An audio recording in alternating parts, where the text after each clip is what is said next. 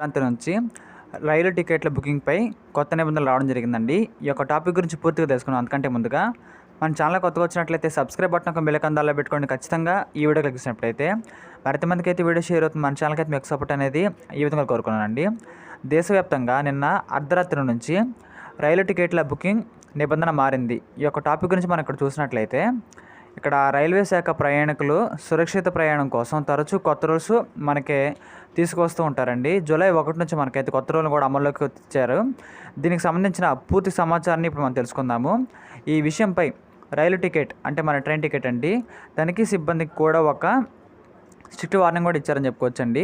నిబంధనలు ఉల్లంఘిస్తే యాత్ర చేస్తున్న వ్యక్తికి జరిమానా విధించడమే కాకుండా రైలు నుండి టీసీ కూడా దించుతుందని కూడా తెలిపించారండి. దాంతోపాటు ఇక్కడ మీకు తెలిసిన సమాచారం ప్రకారం మీరు రిజర్వేషన్ కోచ్లో తెల్లవారుజామున ప్రయాణిస్తే మీరు ఈ రకమైన సమస్యను ఎదుర్కోవాల్సి వస్తూ ఉంటుందండి. మీ టికెట్ వెయిటింగ్ లిస్ట్లో ఉంటే మీరు కానీ ప్రయాణించలేదని చెప్పుకోవచ్చు ఏసీ కోచ్లో. ఖచ్చితంగా ఈ సమస్యకు సంబంధించి రైల్వే శాఖ నుంచి మనకైతే ఎటువంటి అధికారిక ప్రకటన అయితే ఇంకా వెలువడలేదు. అయితే ఈ ప్రకటన సమీప భవిష్యత్తులో వెలువడే అవకాశం ఉందని చెప్పవచ్చు. ఇది చూసినట్లయితే ఇక్కడ వెయిటింగ్ టికెట్లపై ప్రయాణించే అనేక మిలియన్ల మందికి అయితే ఇక్కడ ప్రయాణికులపై ప్రభావం చూపుతుందని చెప్పుకోవచ్చండి. దాంతోపాటు ఇక్కడ మనం చూసినట్లయితే నిబంధనల ప్రకారం స్టేషన్లోని కిటికీలో నుంచి వెయిటింగ్ టికెట్ తీసుకుంటే ఖచ్చితంగా రిజర్వేషన్ చేసిన సీట్ల నుంచి మనం అయితే ప్రయాణించకూడదనే నిబంధన కూడా మనకైతే అమల్లోకి రావడం జరిగిందండి. అతనికి ఏసీ వెయిటింగ్ టికెట్ ఉన్నట్లయితే అక్కడికి వెళ్ళవచ్చు, స్లీపర్ టికెట్ దొరికితే అక్కడికి వెళ్ళవచ్చు. ఆన్లైన్లో పొందే వెయిటింగ్ టికెట్పై పరిమితి విధించబడుతుందండి.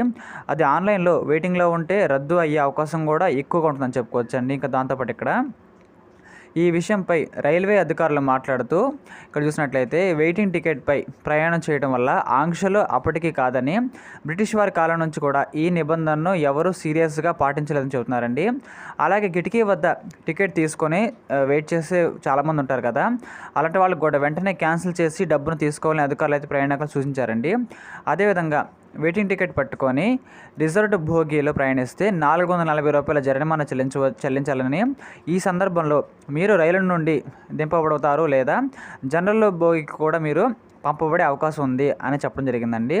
ఈ విధంగా మనకైతే రైల్వే శాఖలో కొత్త మార్పులు అనేది రావడం జరిగింది. కాబట్టి ఈసారి నుంచి ఎవరైనా ప్రయాణం చేసేవారు తప్పనిసరిగా మనమైతే కొన్ని జాగ్రత్తలు పాటించాల్సిన అవసరం ఉందని చెప్పుకోవచ్చు. ఎందుకంటే ఇక్కడ మనకి ప్రభుత్వం వారు కొన్ని సరికొత్త రూల్స్ అండ్ రెగ్యులేషన్స్ మనకైతే పెట్టడం జరిగింది. కాబట్టి మనందరం కూడా ఖచ్చితంగా వాటిని అయితే పాటించాల్సిన అవసరం ఖచ్చితంగా ఉందని చెప్పుకోవచ్చు. ఈ ప్రకారంగా ఇలాంటి మరిన్ని కరెంట్ అఫైర్స్ కోసం మన ఛానల్ని లైక్ చేయండి, షేర్ చేయండి, సబ్స్క్రైబ్ చేయండి ఖచ్చితంగా.